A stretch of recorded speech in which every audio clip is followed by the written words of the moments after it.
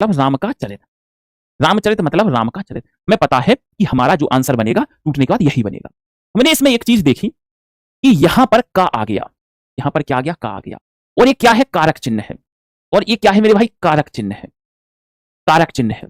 और कारक चिन्ह जहां भी पाया जाए, ध्यान से सुन लो, जहां भी कारक चिन्ह पाया जाए वो हमारा तत्पुरुष समास होता है। क्या होता है, तत्पुरुष समास होता है। इससे अच्छा तरीका क्या हो सकता है। जहां भी कारक चिन्ह पाया जाए वो तत्पुरुष समास होगा। अब कारक चिन्ह क्या है, का है। कारक चिन्ह क्या है, का है। तो का किस चिन्ह में आता है, का कहां पे आता है, तो आपने कहा का की के आता है संबंध में। का की के किस में आता है, संबंध में। इसलिए कौन सा समास है, संबंध तत्पुरुष समास है। इसलिए कौन सा समास है, संबंध तत्पुरुष समास है। बोलो क्लियर है जी। कौन सा समास होगा, संबंध तत्पुरुष समास होगा। समझ में आया। कौन सा चिन्ह आएगा, हमने जब संधि को क्या किया, विग्रह किया, और विग्रह करने के बाद जो भी चिन्ह आएगा आपको देखना है कौन सा चिन्ह आया, किस कारक का चिन्ह आया। जो भी चिन्ह आएगा वही तत्पुरुष समास हो जाएगा। तो इसमें कौन सा समास है, तत्पुरुष समास है। और इसमें कारक चिन्ह कौन सा आया, का, इसलिए तत्पुरुष समास है। अच्छा, ये संबंध तत्पुरुष है। संबंध तत्पुरुष कितने नंबर पे आता है, इसको देखो। संबंध तत्पुरुष कितने नंबर पे आता है, 1 2 3 4 5 6, छठे नंबर पे आता है।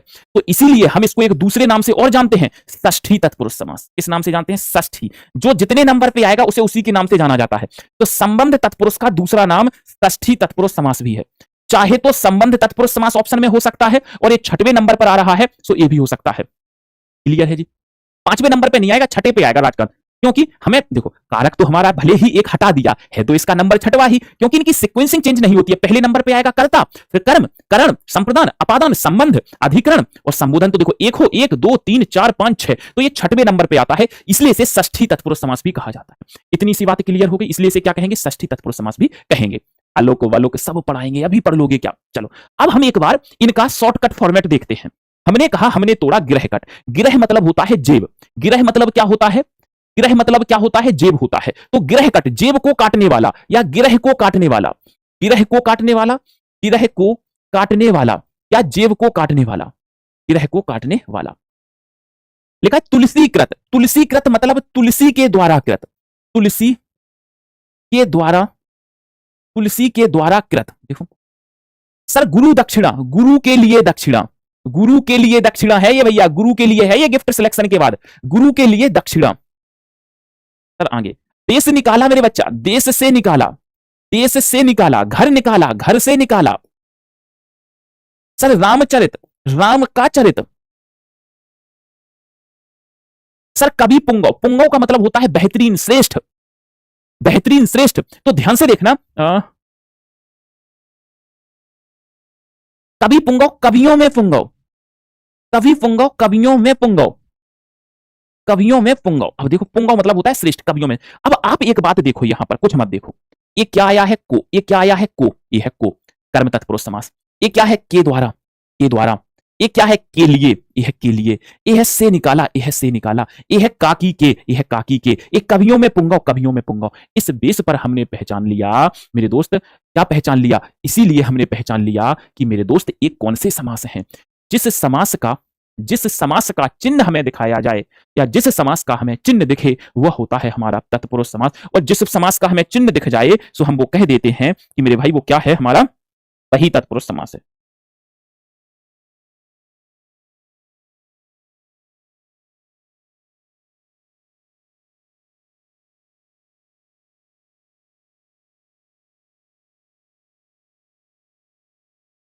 चलें जी, कुछ भी आ सकता है रिंकू, पेपर में ज्यादातर शब्द आता है। पेपर में ज्यादातर क्या आता है मेरे भाई, शब्द आता है। चलो इनको नोट कर लो।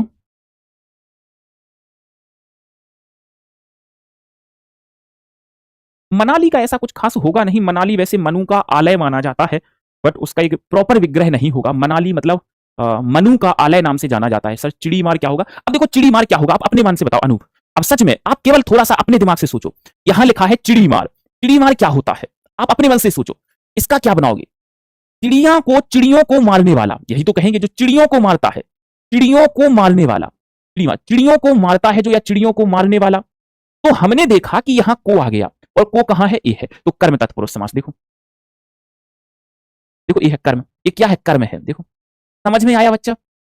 और मेरे दोस्त, ग्रह कट को हम कर्म तत्पुरुष समास तो कहेंगे ही कहेंगे, गिरहकट को हम कर्म तत्पुरुष समास तो कहेंगे ही कहेंगे, मगर इसे हम द्वितीया तत्पुरुष समास भी कहेंगे, इसे हम तृतीया तत्पुरुष समास भी कहेंगे, इसे हम चतुर्थी तत्पुरुष समास, इसे पंचमी तत्पुरुष समास, इसे षष्ठी तत्पुरुष समास, इसे सप्तमी तत्पुरुष समास। चलें जी, चलें जी, चलो जी, आगे बढ़ते हैं। अब हम इसके और उदाहरण करते हैं कर्म तत्पुरुष समास के। तो सबसे पहले इसको सीखने के पहले कारक चिन्हों का याद होना बहुत जरूरी है। अगर आपने कारक चिन्ह नहीं पढ़े हैं तो ये चैप्टर अभी समझ नहीं आएगा। कर्म का कारक चिन्ह क्या होता है? को, यानी यहां पर को पाया जाना अनिवार्य है। यश प्राप्त, यश को प्राप्त। जेब कतरा, जेब को कतरने वाला। सर मनोहर, मन को हरने वाला। सर गिरह कट, गिरह को काटने वाला। बोलो जी, चलें जी। गुरु की दक्षिणा, राजाकांत गुरु दक्षिणा की जगह ये भी तो हो सकता है गुरु की दक्षिणा। मुझे बताओ राजाकांत, मैं अभी वही वही बात कह रहा हूं कि आप लोग इस कारक को पढ़े नहीं हो और बात करते हो कि हमें ये समझ आ जाए। जब किसी को दक्षिणा देते हैं तो का की के का यूज करते हैं, देने के लिए का यूज किया जाता है कि का के लिए का। केवल आप अपनी अंतरात्मा से सोचो, जो कारक मैंने पढ़ाए हैं। हम दक्षिणा किसी को देते हैं तो कोई चीज देने के लिए किस चीज का यूज होता है, आप खुद अपने दिमाग से सोचो, बस फिर तो मैं बताऊंगा ही बताऊंगा। मैं तो फिर आगे बताऊंगा ही। इसीलिए मैंने कारक के बाद सबसे पहले समास उठाया है। यश प्राप्त क्या होता है? यश को प्राप्त। जेब कतरा, जेब को कतरने वाला। मनोहर, मन को हरने वाला। गिरहकट, गिरह को काटने वाला। उसी प्रकार तुलसीकृत, तुलसी के द्वारा कृत। हस्तलिखित, हाथ से लिखित। करण से के द्वारा आता है ना, करण में क्या आता है? से के द्वारा, यही तो आता है से के द्वारा। कर्ता ने कर्म को कर्ण से सीख। तुलसी के द्वारा कृत, हस्त से लिखित, गुण से युक्त, दोष से पूर्ण।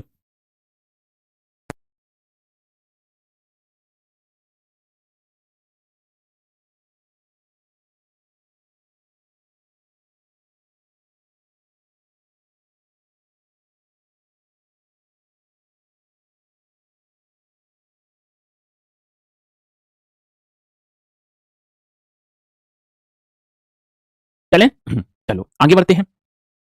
देश के लिए भक्ति, रसोई के लिए घर, गुरु के लिए दक्षिणा, परीक्षा के लिए भवन।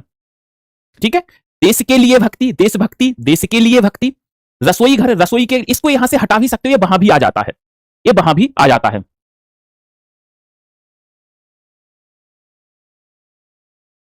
समझ आएगा, चलो जी पढ़ो, देखो इसे अब।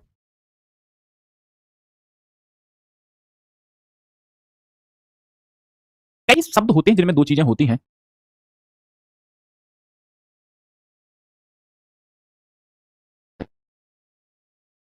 हाँ, किसी से भी बना सकते हो, किसी से भी बना सकते हो। देखो आप लोग घबराते हो, ऑप्शन में तो चार ही होंगे ना, तो उस बेस पर आप कर लो, जिससे आपका बेस्ट लगे कि वाक्य हमारा अच्छा बन रहा है, उससे आप बना लो। ठीक है, चलो आगे बढ़ते हैं। अपादान में क्या आता है? से आता है। ऋण मुक्त, ऋण से मुक्त, अब हम ऋण से अलग हो गए। पाप मुक्त, पाप से मुक्त। गुण रहित, गुण से रहित। देश निकाला, देश से निकाला। कल टेस्ट दिए थे सर, सारे क्वेश्चन बन रहे हैं। वेरी, मैं कह रहा हूं जब सिलेबस हो जाएगा तब आप देखना तो सही। मैं कह रहा हूं अगर किसी टीचर को परखना है तो आप पीवाईक्यू का सहारा ले लिया करो, मगर समझते ही नहीं हो। अब तुम ये देखो, माता सरस्वती की कसम खा रहा हूं मेरे दोस्त, आज भी इंस्टाग्राम पे मैसेज तो नहीं गिने मैंने, इतने सारे मैसेज हैं। केवल बच्चे हिंदी स्पेशल दूसरे बैच का इंतजार कर रहे हैं, किसी ना किसी ने उन्हें सजेस्ट किया है। मैं चाहता कह देता पहले वाले से जुड़ जाना, मैंने मना किया है मेरे भाई, नहीं, बहुत चीजें हो चुकी हैं। दूसरा वाला मैंने कहा कुछ 2-4-7 दिन में आ जाएगा, उससे जुड़ जाना। वो मतलब ही नहीं रहता मेरा। मैं कहता हूं जो पढ़ लिया ना उससे प्रश्न बाहर नहीं जाने चाहिए, बस इतना कॉन्फिडेंस दोनों में हो। अपादान में से सेपरेशन क्या? रसोई घर, अच्छा आप जो घर बनवाते हो रसोई के लिए, मैं समझाता हूं पटेल साहब, रसोई घर जो बनवाते हो तो खाना बनाने के लिए, रसोई मतलब क्या होता है? खाना पीना। तो रसोई के लिए घर अलग से बनवाते हो ना, नहाने के लिए कमरा, ये सोने के लिए कमरा, ये खाने के लिए कमरा, ये बनाने के लिए कमरा। तो उसी प्रकार रसोई एक होता है भोजन, तो भोजन बनाने के लिए घर है कि नहीं है, तो उसे उस सेंस में यूज करते हैं। संबंध तत्पुरुष में क्या आता है? काकी के रारी रे। रामचरित, राम का चरित। फुलवाड़ी, फूलों की वाड़ी। दुख सागर, दुखों का सागर। जलधारा, जल की धारा। फिर सुनो, जल की धारा, दुख का सागर, फूलों की बाड़ी, राम का चरित। राजपुत्र, राजा का पुत्र। राजपुत्री, राजा की पुत्री। अभी तो समय लगेगा आकाश।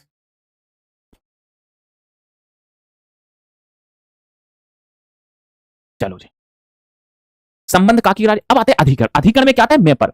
हर, प्रत्येक, फन, कार्य, मैं, मौला, एक्टिव। कहते हैं मैं ऐसा मौला हूं, मैं मस्त मौला हूं, कुछ फिक्र नहीं है हमें, है ना, कुछ फिक्र नहीं है हमें। तो हर फन मौला होता है हर कार्य में कुशल।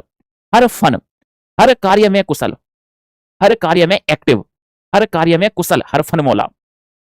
वनवास, वन में वास, कवि पुंगव, वही कवियों में पुंगव। घुड़सवार, घोड़े पर सवार, घुड़सवार घोड़े पर सवार, घुड़सवार क्या हो जाएगा बच्चा, घोड़े पर सवार। और अब हमने देख लिया अधिकरण में पर संबोधन का बनना नहीं है। तो हम अभी तक पूरा का पूरा अव्ययी भाव समास देख चुके हैं। अव्ययी भाव के बाद हम पूरा का पूरा तत्पुरुष देख चुके हैं। तत्पुरुष में हमारी दो चीजें थी, एक विभक्ति के आधार पर और एक अवयव के आधार पर। अब द्वंद्व समास हम लोग चलते हैं, द्वंद्व समास समझते हैं और द्वंद्व समास क्या कहता है चलिएगा। द्वंद्व समास तीसरे नंबर का समास है। इसमें एक चीज देखना, पहली चीज क्या है, आप इन किताबों की परिभाषाओं को भूल जाया करो, इनको याद नहीं रखा जाता है। द्वंद्व समास में क्या होते हैं, दोनों पद प्रधान होते हैं। पहला पॉइंट याद रखना है कि दोनों पद, पहला और दूसरा बस। और जो द्वंद्व समास होते हैं वो तीन प्रकार के होते हैं। द्वंद्व समास कितने प्रकार के होते हैं, तीन प्रकार के होते हैं। एक होता है इतरेतर द्वंद्व, एक होता है समाहार द्वंद्व और एक होता है वैकल्पिक द्वंद्व या विकल्पक। मैं ये समझाता हूं आपको, अच्छे से समझना, ध्यान से सुन लो। इतरेतर द्वंद्व क्या कहता है, ध्यान से समझ। इतरेतर द्वंद्व मेरे भाई क्या कहता है, इतर पितर इतर अलग अलग, वो अभी हट जाएंगे ना कुछ दिनों बाद आकाश, वो कुछ दिनों बाद हट जाएंगे। जो कॉमन टॉपिक है वो होंगे और जो एक्स्ट्रा टॉपिक है वो थोड़ी मिलने वाले हैं। इसमें क्या होता है, दो अलग अलग शब्द आते हैं, दो अलग अलग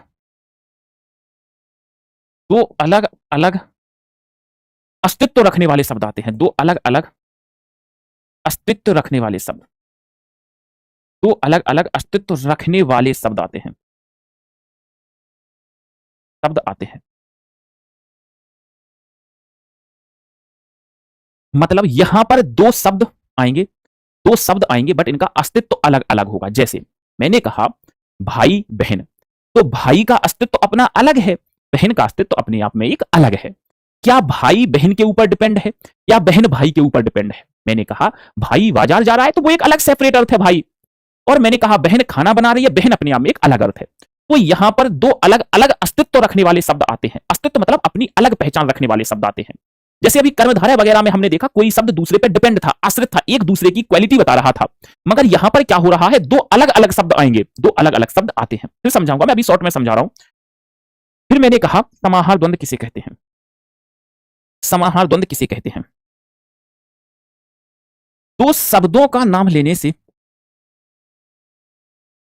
दो शब्दों का नाम लेने से, दो शब्दों का नाम लेने से उन शब्दों से संबंधित, उन शब्दों से संबंधित,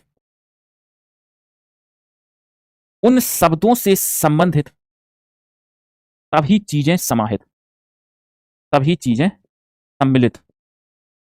मैं समझा रहा हूं, वेट, थोड़ा सा वेट कर लो मेरे भाई। मैंने कहा आपने दो शब्दों का नाम लिया, मैंने आपसे कहा कि हमने यहां पर क्या लिया, दो शब्दों का नाम लिया, और दो शब्दों का नाम लेने के बाद उन दो शब्दों से रिलेटेड जितनी भी चीजें हैं, जितनी भी चीजें हैं वो सभी उसमें आ जाएंगी। जैसे अभी केवल आप इसको याद रखो, फिर मैं आपको और डिटेल में लेकर के चलता हूं। वैकल्पिक द्वंद्व क्या कहता है? वैकल्पिक द्वंद्व कहता है विपरीत अर्थ वाले दो शब्द, विपरीत अर्थ वाले दो शब्द, विपरीत अर्थ वाले दो शब्द आते हैं। ब्रैकेट में लिख लेना कि विलोम शब्द, विलोम शब्द। आपके पेपर में यह नहीं पूछा जाता है कि इतरेतर द्वंद्व है कि समाहार द्वंद्व है कि वैकल्पिक द्वंद्व है, पूछा जाता है द्वंद्व है या नहीं है। तो दुनिया के जितने भी विलोम शब्द हैं वो सब वैकल्पिक द्वंद्व में आते हैं। ये तो हो गई शॉर्ट परिभाषा। ये क्या हो गई मेरे भाई, शॉर्ट परिभाषा। कितनी होगी, शॉर्ट परिभाषा। अब हम इसको डिटेल में चलते हैं। इतरेतर द्वंद्व, हेडिंग बनाओ मेरे भाई, इतरेतर।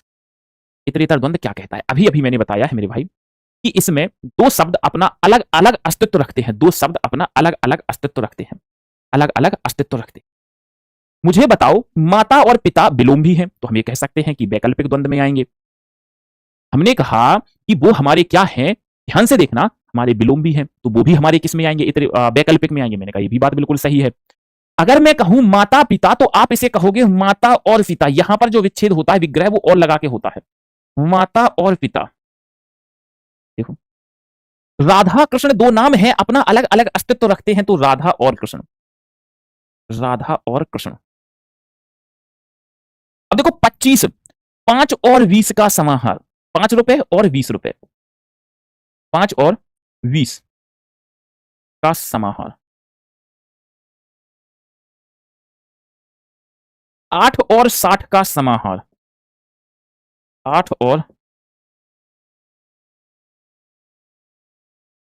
60 का समाहार, हरी और हर।